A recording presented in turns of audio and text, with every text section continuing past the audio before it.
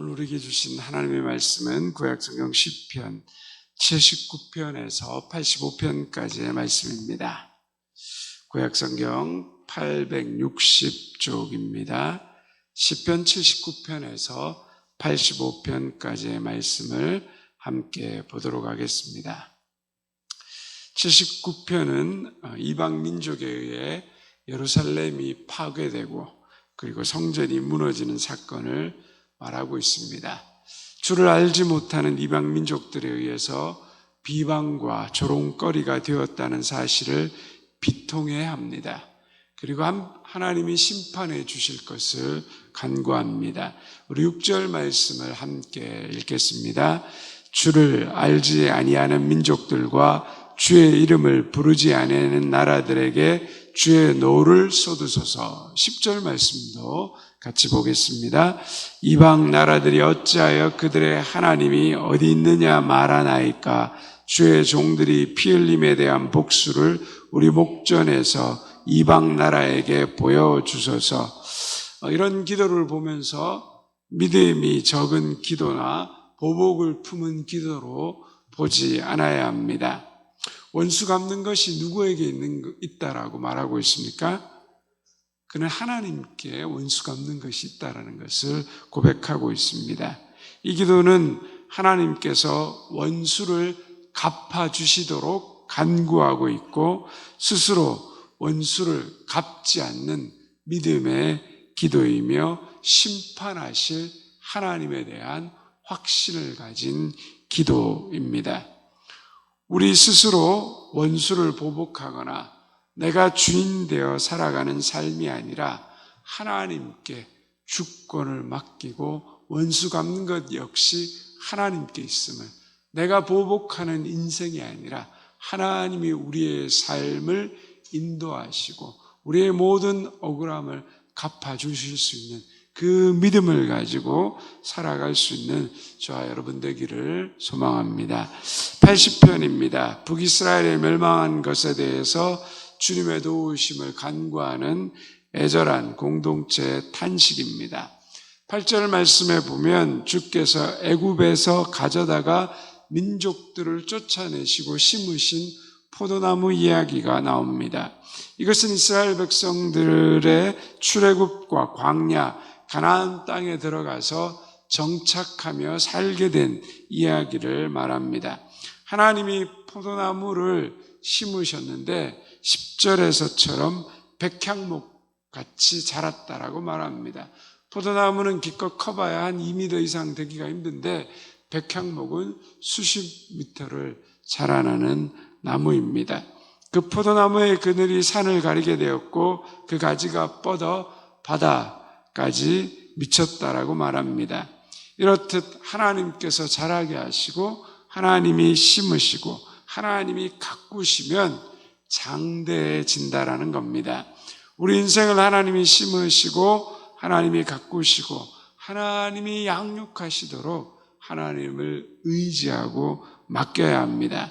그러나 12절부터는 그렇게 하나님이 백향목처럼 자라게 하셨지만 결국은 지나가는 사람들이 그 열매를 따고 멧돼지들이 상해하며 들짐승들이 먹게 되고 불타고 배임을 당하고 멸망에 들어가는 것을 말합니다.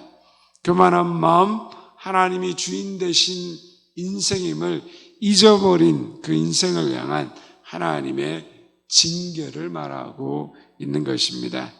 내 삶을 돌아보면 하나님이 심으시고 가꾸신 하나님의 은혜 아닌 것이 없는 인생입니다. 그래서 우리가 날마다 잊지 말아야 될 것은 하나님이 우리 인생의 주인이시며 내게 은혜를 베푸시는 분이 하나님이라는 그 사실을 잊지 않는 우리 모두가 되기를 바랍니다. 81편입니다. 이스라엘의 백성의 3대 절기 가운데 초막절에 불렀던 찬송입니다. 초막절은 출애굽 광야의 생활을 지켜주신 하나님을 기억하고 감사하는 절기입니다. 그러나 그들의 삶을 돌아보면 정작 이스라엘은 풍요로울 때 하나님의 소리를 듣기 싫어했고 그리고 하나님을 선택하지 않고 위기 때 다른 우상을 섬겼던 것을 우리는 보게 됩니다. 그래서 11절에서 이렇게 말하고 있습니다. 함께 11절 말씀 읽겠습니다. 내 백성이 내 소리를 듣지 아니하며 이스라엘이 나를 원하지 아니하였도다. 이스라엘 민족만 그렇습니까?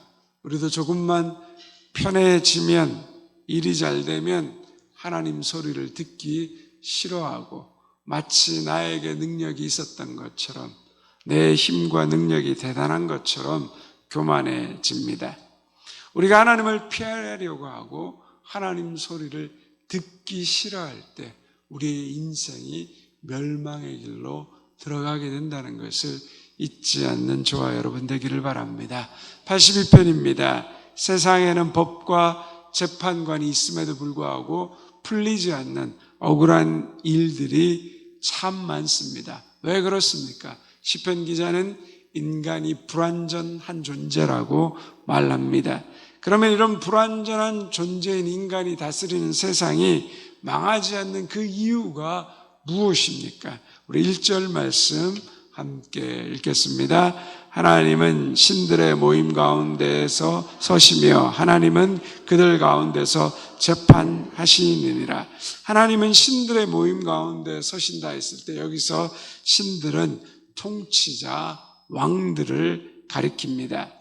보이지 않는 인간이 세상을 보이는 인간이 세상을 통치하고 다스리는 것 같지만 보이지 않는 하나님이 우리 인간 세상을 다스리시는 통치자가 되신다는 겁니다. 하나님이 이 세상을 불완전한 사람의 법과 통치에 맡기지 않으시고 하나님이 만약 관여하지 않으셨다면, 인간이 이 세상의 재판관과 주관자가 되었다면 여러분 어떻겠습니까? 이 세상은 이미 악으로 망하고 무너졌을 것입니다. 그러나 우리에게 희망이 있는 것은 무엇입니까? 하나님이 우리의 통치자, 재판관이 되어서 공의와 정의와 사랑으로 다스리고 계신다는 것입니다. 여러분, 이것이 우리의 믿음이어야 합니다.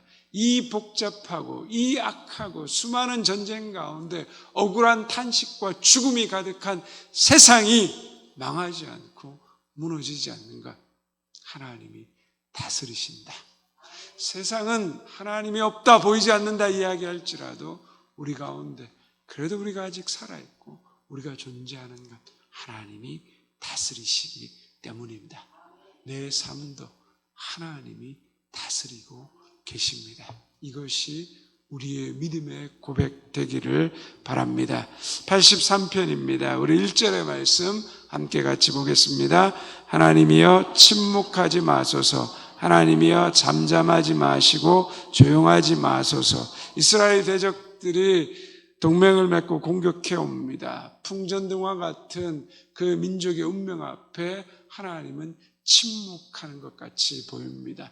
우리도 감당할 수 없는 고난을 당하면 하나님이 우리 인생 가운데 침묵하시는 것처럼 보이고 너무 답답한 경우가 많습니다. 그때 시편 기자는 9절과 10절에서 과거의 위기 속에서 드보라와 기드온을 통해 구원의 역사를 일으키신 하나님을 회상하면서 하나님이 적군을 물리쳐 주시길, 하나님의 심판이 임하기를 간절히 간구하고 있습니다. 우리가 어려운 위기를 당할 때마다 눈앞에 보이는 현실 가운데 파묻히면 우리는 흔들리고 두렵고 무너질 수밖에 없습니다. 그러나 우리의 과거를 돌아보면 그 수많은 위기 가운데 하나님이 우리를 어떻게 도우셨고 우리의 인생을 어떻게 일으키셨는가를 우리는 깨닫게 됩니다. 그러나 날마다 현실의 위기 가운데 현실 속에 보이는 것만 보는 것이 아니라 과거에 하나님이 나를 도우셨던 것을 기억하고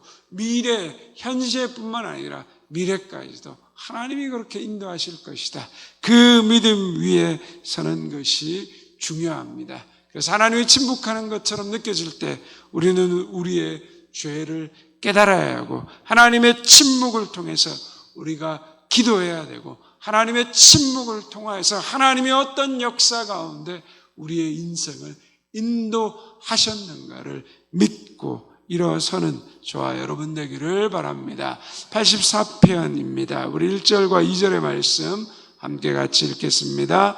만군의 여호와여, 주의 장막이 어찌 그리 사랑스러운지요.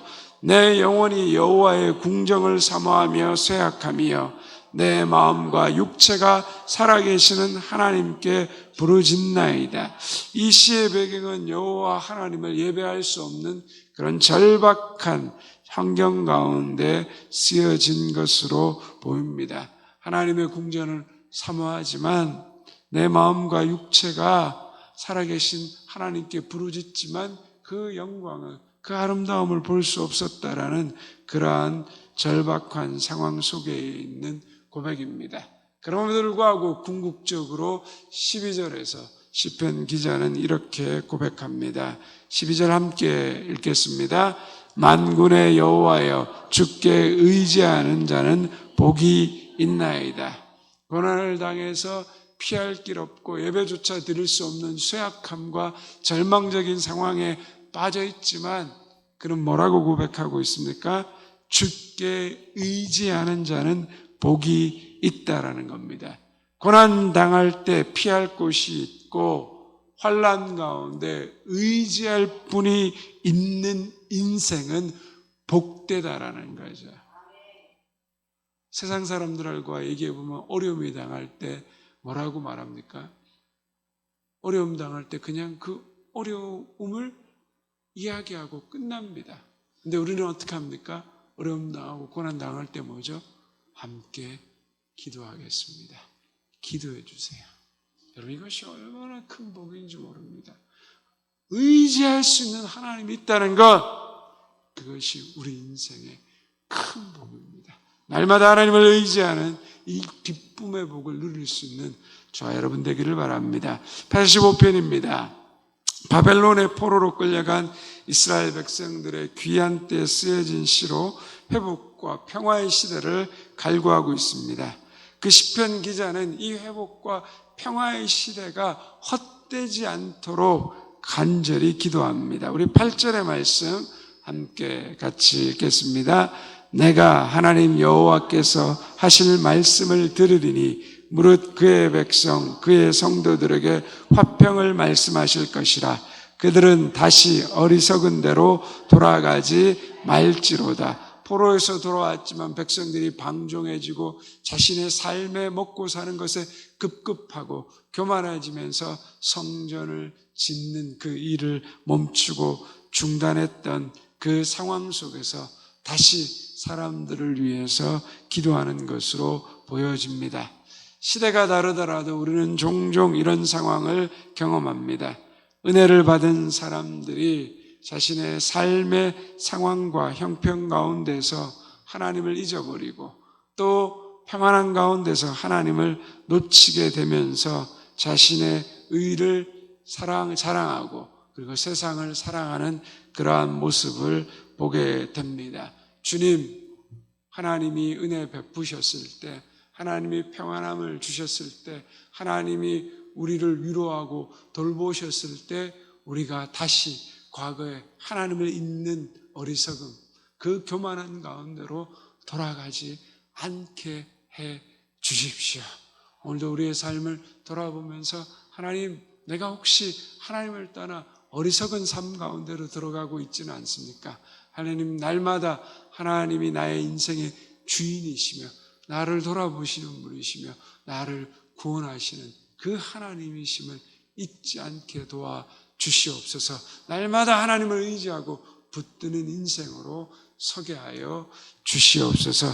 이 하나님의 은혜가 우리 인생 가운데서 헛되지 않도록 하나님을 날마다 의지하고 붙드는 기도 가운데 나아가는 저와 여러분 되기를 소망합니다. 시편 79편에서 85편의 말씀을 경청하겠습니다. 주의 말씀은 내 발의 등이요 내 길의 빛이십니다.